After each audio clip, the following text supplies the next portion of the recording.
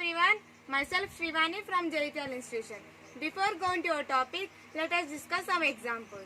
If we observe our surroundings, we may see many objects around us, such as clock, bangles, coins, wheel, buttons. All these objects are in circular in shape. So according to this information, now I am going to explain you about circles and its parts. Circle. A circle which has a total length and the complete length is called as a circumference of a circle. Semicircle, which divides the circle into two equal parts. Arc. Arcs are divided into three types. If the arc is become as a diameter of the circle, then the arc we call it as semicircle. An arc which is smaller than the semicircle, the arc is called as minor arc, and an arc which is greater than the semicircle, the arc we call it as major arc. Segment. If we join two end points of an arc by chord, then the part we call it as segment, where the greater side is called as major segment and smaller side is called as minor segment. Sector. To represent sector, we have to join two radiuses from the center. Here, the midpoint is joining two radiuses and the arc is called as sector, where the greater side is called as major sector and the smaller side is called as minor sector. So this is about parts of circles. Now look at the board. I have drawn a circle and removed a part of boundary.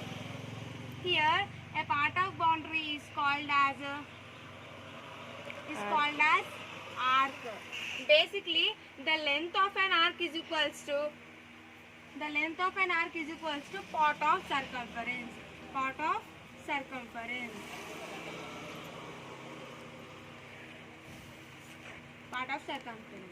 But what is the perfect length of an arc?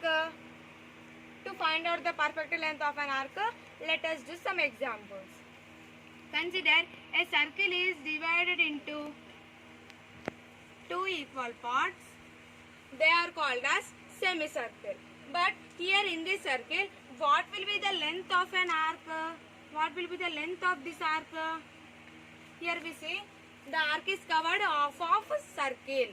So the radius is equals to r and length is equals to half of circumference. Now consider a circle is divided into four equal parts. Here in this circle, what will be the length of this arc? Here the circle is divided into four equal parts. So the length is also divided into four equal parts, where the length is equals to 1/4 of circumference. Now look at this circle. And consider a part of area. On this circle. Here what will be the length of this arc in this circle? It is an uncleared one and we cannot find the length by looking at circle. So something has to be find the length, where the arc is directly proportional to the angle at the center. If you see in the first circle, the angle of an arc is equals to 180 degree and the entire circle is equals to 360 degree.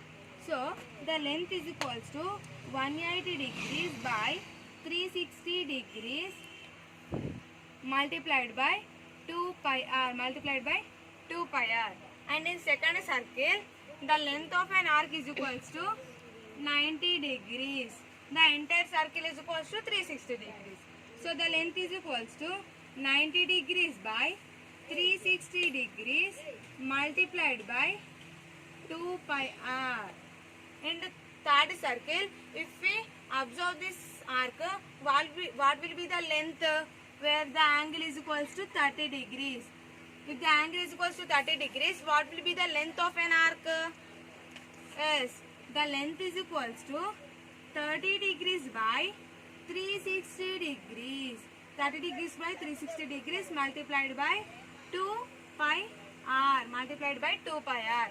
So by looking at all these problems, we can generalize and we can say that the length of an arc is equals to theta by 360 degrees multiplied by 2 pi r. So here by looking at all these problems, we can generalize and say that length of an arc is equals to theta by 360 degrees and multiplied by 2 pi r. So friends, I hope you all understood about the parts of circles and how to find out the length of an arc. Thank you.